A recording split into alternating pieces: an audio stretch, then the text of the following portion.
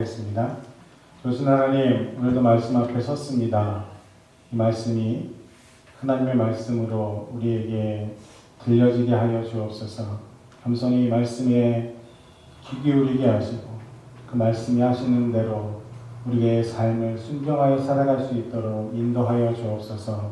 성령께서 이 시간 함께 하실 줄 믿으며 예수님의 이름으로 기도하옵나이다. 아멘. 사순절 5번째 주일입니다. 하나님의 뜻을 이루시고자 십자가의 고난을 마다하지 않으신 주님의 그 마음이 우리의 마음이 되기를 주님의 이름으로 소망합니다.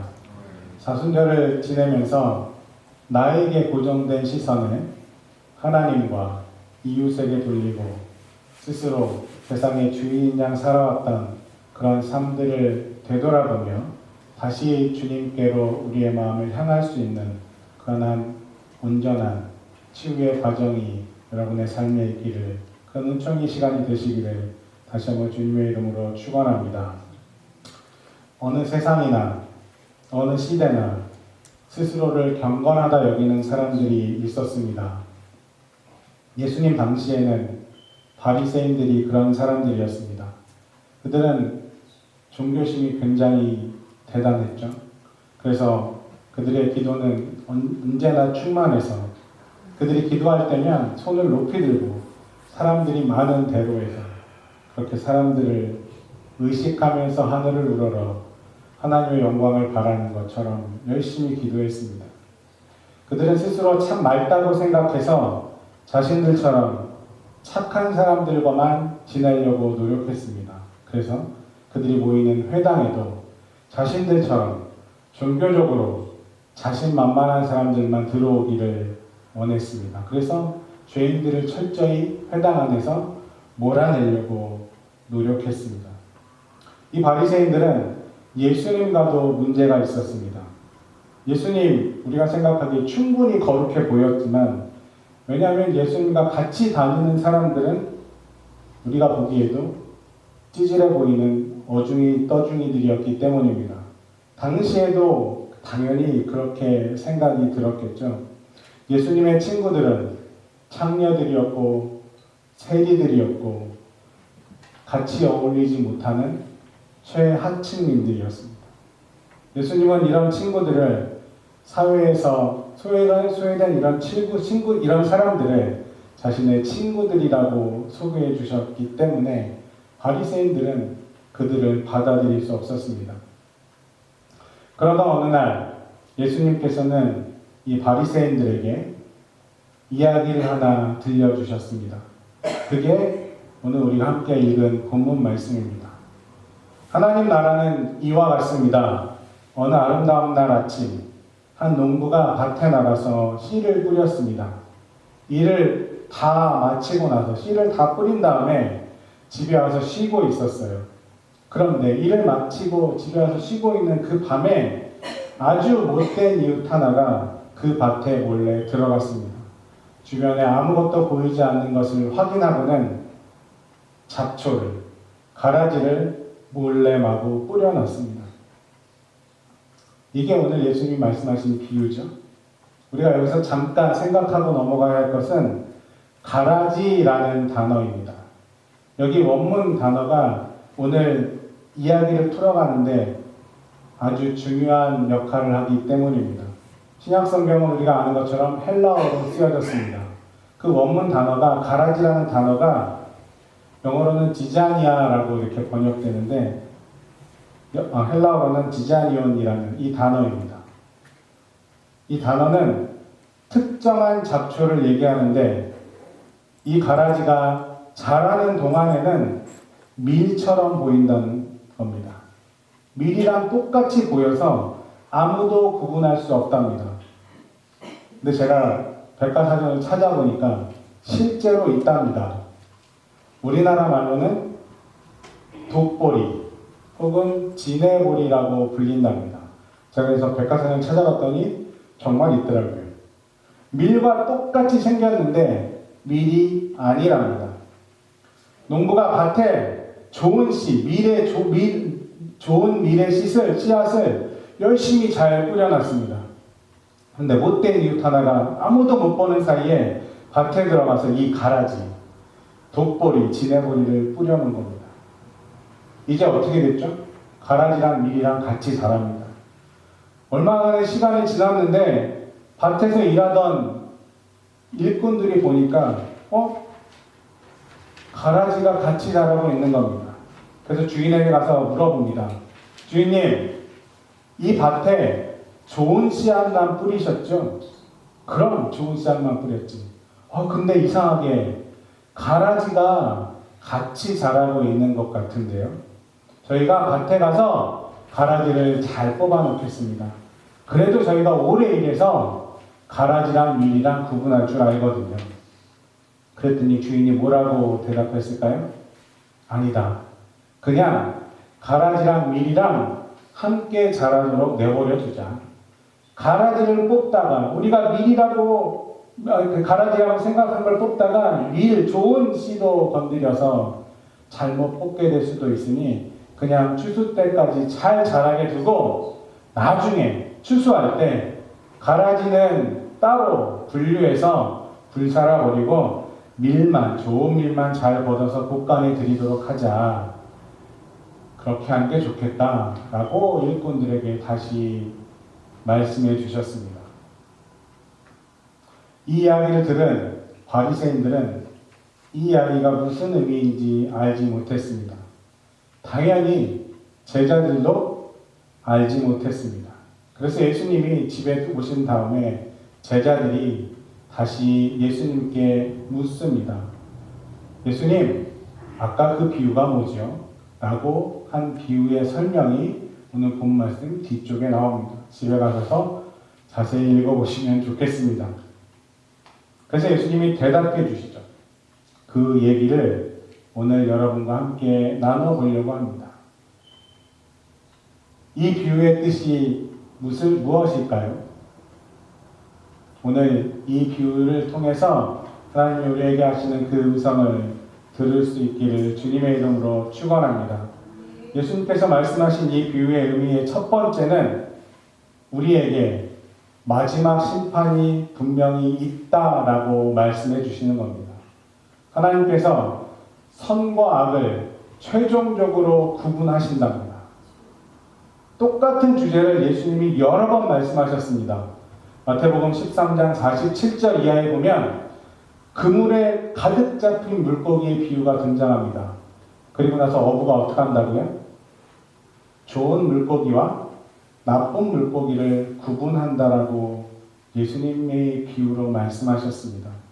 여러분, 낚시 좋아하세요? 저는 낚시를 별로 좋아하진 않지만 어른 목사님들이 낚시를 좋아하셔서 미국에 와서 어렸을 때 종종 끌려다니곤 했습니다.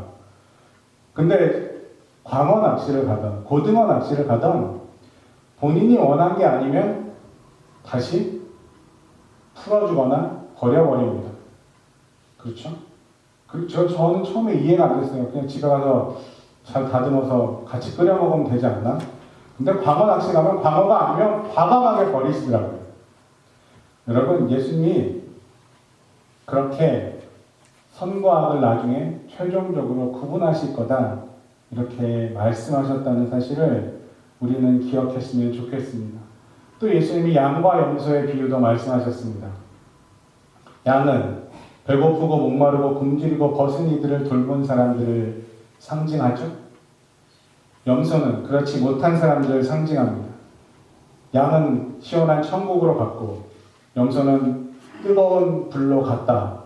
그렇게 예수님의 비유로 정말 말씀하셨습니다. 같은 주제의 비유로 오늘 이 말씀을 말씀하신 겁니다. 그게 좋은 씨앗과 가라지의 비유. 우리가 알고 있는 이 비유입니다. 가라지는 마지막 추수날까지 밀과 함께 자랍니다. 그런데 추수날, 마지막 날 드디어 천사들이 가라지는 가라지대로, 밀은 밀대로 분명히 구분한다라고 예수님은 말씀하셨습니다. 분명히 마지막 날에 최종적으로 선한 이와 악한 이가 나눠질 거라는 거죠. 여러분, 이런 얘기 들으면 사실 기분 별로 좋지 않습니다. 그렇죠? 그리고 교회에서 얘기 잘 하지 않습니다. 근데 우리가 사순절을 살아가면서 우리가 신앙생활하는 이유를 분명히 생각해 봐야 합니다. 그죠? 심판 이야기는 분명히 예수님이 말씀하신 겁니다. 근데 현대를 살아가는 우리는 별로 듣고 싶어 하지도 않고 생각하고 싶어 하지도 않습니다. 이 이야기는 1세기 때 지구가 평평하다고 믿던 시대 이야기니까 21세기에 우리랑은 별로 맞지 않다고 생각하는지도 모르겠습니다. 그냥 이 얘기 별로 듣고 싶지 않으니까 없는 셈 치고 천국에 관해서만, 영원한 생명에 관해서만 우리는 관심을 갖습니다. 그죠? 근데 여러분, 심판을 거치지 않고는 영원한 생명도 있을 수 없습니다. 우리가 사순절을 살아가면서 예수님의 순환과 부활을 우리가 늘 묵상하면서 생각하는 것은 부활만 생각합니다. 영원한 천국만 생각합니다. 하지만 예수님의 순환이 없었으면, 예수님의 십자가의 피 흘림이 없었으면, 다시 말해서 그 고통이 없었으면 우리에게 부활의 영광도 오지 않았다는 말입니다. 우리가 듣기 좋아하는, 우리가 그렇게 원하는 천국의 말씀, 영원한 생명의 말씀은 사실 이 마지막 심판의 이야기와 평행으로 가는 말씀이라는 사실을 꼭 기억했으면 좋겠습니다. 우리가 좋아하지 않아도 우리에게 이루어질 일이기 때문에 우리는 이 말씀 우리의 마음속에 담고 살아갈 수 있어야 합니다. 그러면 이 심판의 이야기는 우리를 겁주기 위해서 하는 얘기일까요? 아니겠죠. 우리를 겁주기 위해서 예수님께서 이 비유로 말씀하시는 것이 아니라 우리가 하나님이 인정하시는 삶을 살도록 격려하기 위해서입니다. 우리는 구원받았다고 믿습니다. 그렇죠? 여러분, 그러니까 이 자리에 앉아 계시잖아요. 여러분, 구원받았다고 믿으니까 이 자리에 계시죠? 그래서 우리는 심판 이야기, 이 이야기를 들으면서 우리도 구별된 삶을 살아가기 위해서 노력하는 것을 다짐하고 살아가기 위해서 그렇게 그것을 끊임없이 내 스스로 채찍질하며 격려해야 한다는 말입니다. 지난주에 말씀드린 것처럼 세상 사람들이 보기에는 조금 답답하고 이상하게 보이는 삶을 살지라도 예수님 말씀하신 그 거꾸로 가는 삶을 우리가 살아갈 것을 다시 한번 다짐해야 한다는 말입니다. 다시 말해서 하나님이 원하시는 그 모습으로 살아가기 위해서 노력해야 한다는 말입니다. 여러분, 사순절의 기간 하나님이 원하시는 귀한 삶을 살아갈 수 있는 우리 모두가 되시기를 주님의 이름으로 축원합니다. 예수님의 이 비유의 두 번째 목적은 심판하시는 분이 오직 하나님이시다라는 것을 우리에게 알려줍니다. 우리는 인간은 그러면 심판의 주체가 아니라는 거죠. 내가 심판하는 게 아니라 나는 심판받는 사람입니다. 최종 심판의 몫은 누구예요? 하나님이 하시는 거죠. 신학적 용어로 responsibility of God이라고 얘기합니다. 그건 하나님의 책임이에요. 우리가 할 수 있는 게 아니라는 거죠. 여러분, 야구 경기에서 투수가 공을 던져서 포수가 공을 받았을 때 스트라이크냐 볼이냐는 누가 정합니까? 심판이 정합니다. 감독이 나와서 심판하고 싸우든 선수들끼리 논쟁을 벌이던 최종 결정은 누가 해요? 심판이 하죠. 우리 인생에, 우리의 삶의 심판은 누구십니까? 하나님이십니다. 우리가 아무리 목소리가 크고 아무리 우겨도 마지막 심판은 하나님이 하십니다. 이게 당시 바리새인들의 실수였습니다. 자신들이 너무너무 거룩해서 너무너무 선해서 다른 사람을 판단할 수 있다라고 생각했습니다. 근데 예수님이 이렇게 말씀하셨습니다. 가늠하다 잡혀온 여인을 향해서 죄가 없는 자는 먼저 돌로 치라. 여러분, 그 말씀에 거기 있던 사람들이 어떻게 했을까요? 다 돌을 놓고 뿔뿔이 흩어졌습니다. 우리가 지금도 이 말씀을 우리의 마음속에 새겼으면 좋겠습니다. 우리도 우리들끼리 뜨거운 열띤 토론을 합니다. 진앙적으로 이게 맞네, 틀리네. 여러분 그럴 수 있습니다. 그거는 목사들도 서로들 만나면 그렇게 토론하지만 토론하는 이유는 뭘까요? 서로 이해하고 안고 같이 하나님의 길을 가기 위해서 하는 겁니다. 맞다 아니다는 우리가 결정할 문제는 아닙니다. 우리는 그런 위치에 있지 못합니다. 오직 우리의 마음을 보시고 우리의 마음을 아시는 분은, 우리의 마음을 읽으실 수 있는 분은 하나님밖에 없습니다. 여러분 저를 바라보십시오. 제가 설교를 하고 있죠. 설교하고 있는 목사는 여러분이 보기에 하나님의 사랑으로 가득 차 있습니까? 그래도 예의상 아멘 좀 해주시지. 맞습니까? 그러길 원하지만 제가 그런지 저도 모르고 여러분도 모릅니다. 결정은 누가 합니까? 하나님이 하시는 겁니다. 그렇다고 목사를 무시하라는 건 아닙니다. 같이 가기 위해서 우리가 아름다운 사랑, 하나님의 사랑 안에서 하나된 공동체를 이루기 위해 서로를 존중하고 배려해야 한다라는 말씀을 드리는 겁니다. 옆에 분들을 보십시오. 주일날 이쁜 옷 입고 잘 오셨는데 그 마음을 보실 수 있습니까? 어떤 사람은 사람들 앞에서 굉장히 척척척 채채채 잘하는 사람들도 있습니다. 하지만 그 마음은 우리가 알지 못합니다. 우리의 최악에도 하나님의 선함이 있을 수 있고 우리의 최선에도 하나님 보시기에는 악함이 있을 수 있습니다. 여러분 그래서 우리는 이렇다 저렇다 얘기하기보다는 오직 하나님만이 심판하실 수 있다는 사실을 겸허히 받아들이고 서로를 받아들이며 용납하는 것이 우리의 목표가 되어야 하는 줄로 믿습니다. 그래서 오늘 좋은 시작과 가라지 비유의 마지막 반전은 바로 이겁니다. 그게 뭐예요? 마지막 때까지 예수님 비유를 말씀하셨잖아요. 알곡과 가라지는 같이 있습니다.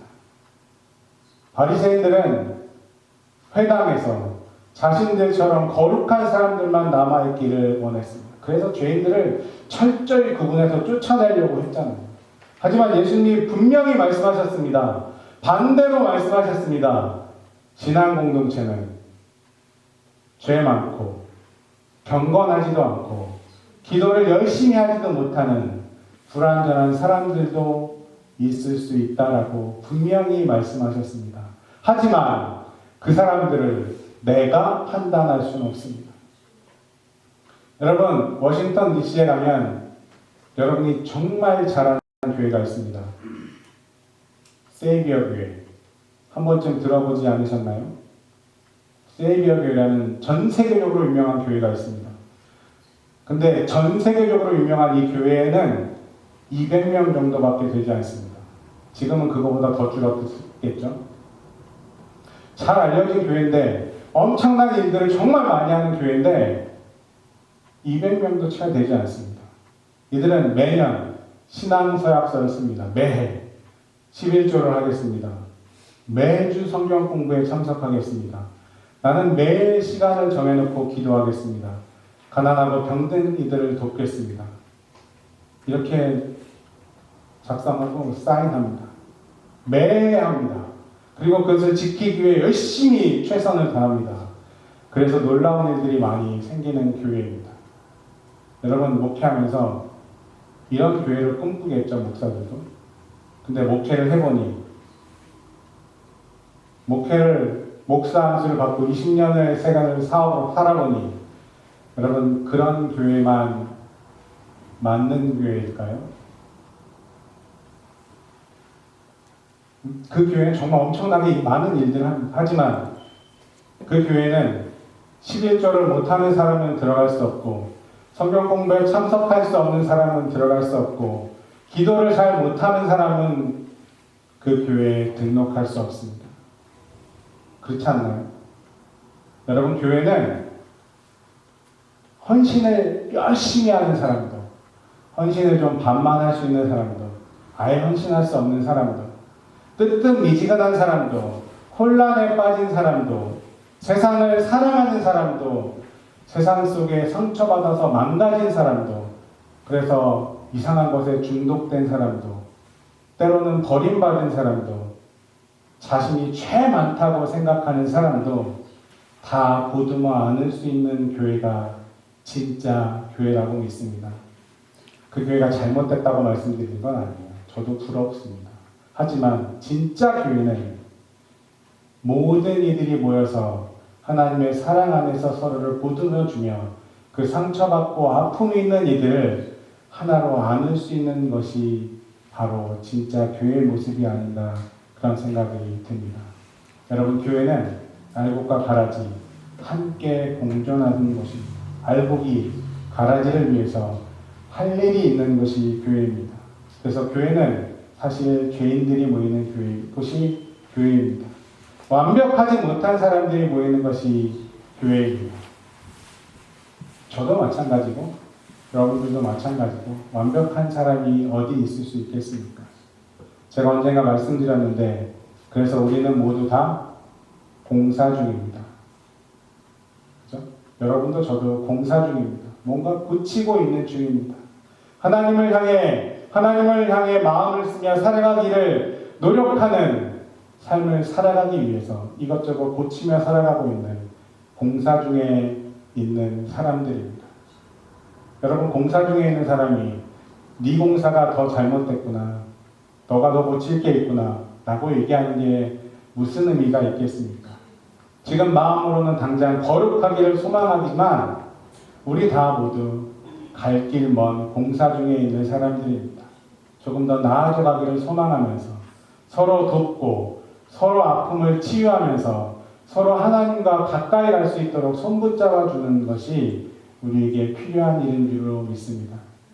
하나님은 교회가 그렇게 살아가길 원하십니다. 오늘 이 말씀을 우리의 마음에 받으면서 이 사순절을 지내면서 우리의 마음을 다시 한번 돌아볼 수 있기를 주님의 이름으로 부탁을 드립니다.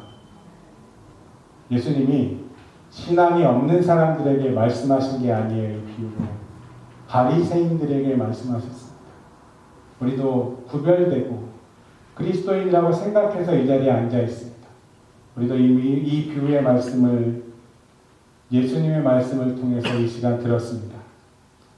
오늘 예수님의 그 마음을 우리의 마음속에 모시고 내 안에 또 다른 나를 버리고 예수님과 함께하며 하나님 안에서 참된 나를 찾을 수 있는 그런 신앙의 여정이 되시기를 주님의 이름으로 축원합니다. 죄인이지만 의인이지만 죄인인 나를 보듬어 안으시는 하나님의 은혜가 여러분과 함께 하시기를 주님의 이름으로 축복합니다. 기도하겠습니다. 사랑의 하나님, 주시는 말씀에 우리의 마음이 열리기를 소망합니다. 아픈 나를 보듬어 안으시는 하나님의 은혜를 깨닫게 도와주옵소서. 하나님께 나 자신을 열어놓고 하나님이 원하시는 삶을 살아갈 수 있는 우리 모두 될 수 있도록 도와주옵소서. 마음으로는 지금 당장 거룩하기를 소망하지만 우리 모두 갈 길이 멀기에 예수 안에서 서로 조금씩 나아져가기를 돕는 우리 모든 교회 식구들 될 수 있도록 하나님 인도하여 주옵소서. 날마다 새로운 은혜를 고백하는 그 믿음으로 세상을 살아갈 때 하나님 함께 하시고 하나님과 더불어 성숙한 신앙인의 모습으로 세상을 이기며 살아갈 수 있도록 축복하여 주옵소서. 감사드리며 예수님의 이름으로 기도하옵나이다. 아멘. 이 시간 우리 성만찬 시간을 갖도록 하겠습니다. 다 같이 조용한 기도로 잠시 묵상으로